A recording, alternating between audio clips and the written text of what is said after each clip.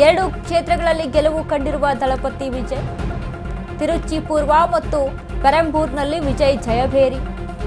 ಹೀಗಾಗಿ ಒಂದು ಸ್ಥಾನಕ್ಕೆ ರಾಜೀನಾಮೆ ನೀಡಲಿರುವ ವಿಜಯ್ ರಾಜೀನಾಮೆಯಿಂದ ತೆರವಾಗುವ ಸ್ಥಾನಕ್ಕೆ ಆಪ್ತೆ ತ್ರಿಷಾ ಸ್ಪರ್ಧೆ.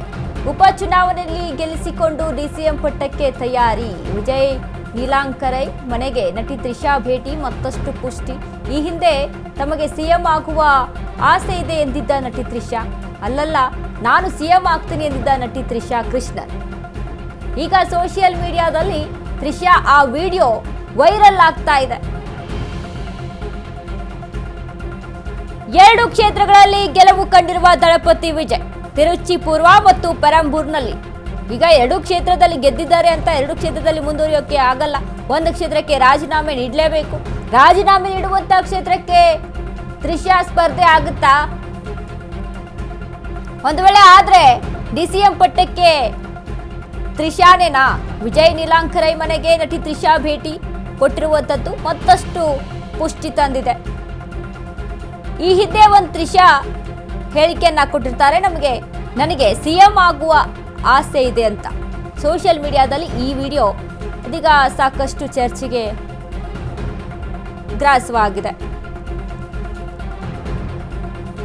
ಎಲ್ರಿಗೂ ಕೂಡ ಒಂದು ಯೋಚನೆ ಬಂದಿತ್ತು, ಸ್ಪರ್ಧೆನೇ ಮಾಡಿಲ್ಲ ಅದು ಹೇಗೆ ಡಿಸಿಎಂ ಸ್ಥಾನ ತ್ರಿಷಾ ಕೊಟ್ಟು ಬಿಡ್ತಾರೆ ದಳಪತಿ ವಿಜಯ್ ಅಂತ.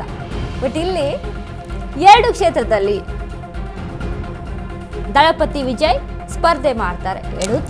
ಎರಡೂ ಕ್ಷೇತ್ರದಲ್ಲೂ ಕೂಡ ಜಯವನ್ನ ಸಾಧಿಸ್ತಾರೆ.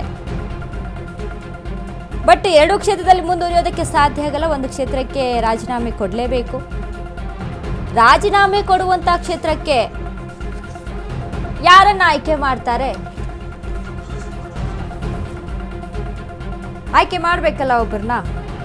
ಹಾಗಾಗಿ ಆ ಕ್ಷೇತ್ರಕ್ಕೆ ತ್ರಿಷಾ ಏನಾದ್ರೂ ಆಯ್ಕೆ ಆಗ್ತಾರಾ ಅಂತ. ತಿರುಚಿ ಪೂರ್ವ ಮತ್ತು ಪೆರಂಬೂರ್ನಲ್ಲಿ ವಿಜಯ್ ಜಯಭೇರಿ. ಹೀಗಾಗಿ ಸದ್ಯಕ್ಕೆ ಆಗ್ತಾ ಇರುವಂತಹ ಚರ್ಚೆ, ಒಂದು ಕ್ಷೇತ್ರಕ್ಕೆ ರಾಜೀನಾಮೆ ಕೊಟ್ರೆ ಅಲ್ಲಿ ತ್ರಿಷಾ ಆಯ್ಕೆ ಆಗುತ್ತಾ ಅಂತ. ಯಾಕಂದ್ರೆ ಈ ಹಿಂದೆ ತ್ರಿಷಾ ಒಂದು ಸ್ಟೇಟ್ಮೆಂಟ್ ಅನ್ನ ಕೊಟ್ಟಿರ್ತಾರೆ, ಏನಂತ ಅಂದ್ರೆ ನನಗೆ ಸಿಎಂ ಆಗೋ ಆಸೆ ಇದೆ, ನಾನು ಸಿಎಂ ಆಗ್ತೀನಿ ಅಂತ. ಆ ಬಗ್ಗೆನೂ ಕೂಡ ವಿಡಿಯೋ ವೈರಲ್ ಆಗ್ತಾ ಇದೆ. நிஜமா சொல்றீங்க? டெஃபினெட்லி அரசியல்ல சினிமா நீங்க பாருங்க ஒரு 10 வருஷத்துல சரி 10 வருஷம் கழிச்சு வர போற சிஎம் ஆகும். நிஜமாவா? நிஜமா சொல்றீங்க? டெஃபினெட்லி அரசியல்ல சினிமா நீங்க பாருங்க ஒரு 10 வருஷத்துல சரி. ಎಸ್, ತ್ರಿಷಾ ಅವರ ಈ ಒಂದು ವಿಡಿಯೋ ಸದ್ಯಕ್ಕೆ ವೈರಲ್ ಆಗ್ತಾ ಇರುವಂಥದ್ದು. ಯಾಕಂದರೆ ಈಗಾಗಲೇ ಏನೆಲ್ಲ ಒಂದಿಷ್ಟು ಗಾಸಿಪ್ಸ್ಗಳಿದ್ದಾವೆ ಅಥವಾ ಒಂದಿಷ್ಟು ಏನು ಪರ್ಸ್ನಲ್ ಇಶ್ಯೂಸ್ ಇದೆ ದಳಪತಿ ವಿಜಯ್ ವಿಚಾರಕ್ಕೆ ಮತ್ತು ತ್ರಿಷಾ ವಿಚಾರಕ್ಕೆ ಸಂಬಂಧಪಟ್ಟಂತೆ ಏನೆಲ್ಲ ಆಗ್ತಾ ಇದೆ ಸದ್ಯದ ಸಿಚುವೇಶನ್ಸ್ಗಳಲ್ಲಿ, ಅದೆಲ್ಲ ಕೂಡ ಗಮನಿಸ್ಬೋದು. ಈಗ ಇರುವಂಥ ಗಾಸಿಪ್ಗಳನ್ನು ವದಂತಿಗಳನ್ನು ಮುಂದೆ ಇಟ್ಕೊಂಡು ನಾವು ಮಾತನಾಡೋದಾದರೆ, ತ್ರಿಷಾ ಒಂದು ಕಡೆ ದಳಪತಿ ವಿಜಯ್ ಅವರ ಸ್ನೇಹಿತೆ. ಹಾಗಾಗಿ 2 ಕ್ಷೇತ್ರದಲ್ಲಿ ಗೆದ್ದು ಬಂದಂಥ ದಳಪತಿ ವಿಜಯ್ ಒಂದು ಕ್ಷೇತ್ರಕ್ಕೆ ರಾಜೀನಾಮೆಯನ್ನ ಕೊಟ್ಟರೆ ಅಲ್ಲಿ ಯಾರನ್ನ ಆಯ್ಕೆ ಮಾಡ್ಬೋದು? ಒಂದು ವೇಳೆ ತ್ರಿಷಾ ಅವರ ಆಯ್ಕೆ ಆಯಿತು ಅಂತ ಅಂದರೆ ಅಲ್ಲಿನ ಜನ ಅದನ್ನ ಒಪ್ಕೊಳ್ತಾರಾ? ಇವೆಲ್ಲವೂ ಕೂಡ ಮ್ಯಾಟ್ರು. ಒಂದು ವೇಳೆ ತ್ರಿಷಾನ ಜನ ಒಪ್ಕೊಂಡ್ರು ಸಹಿತ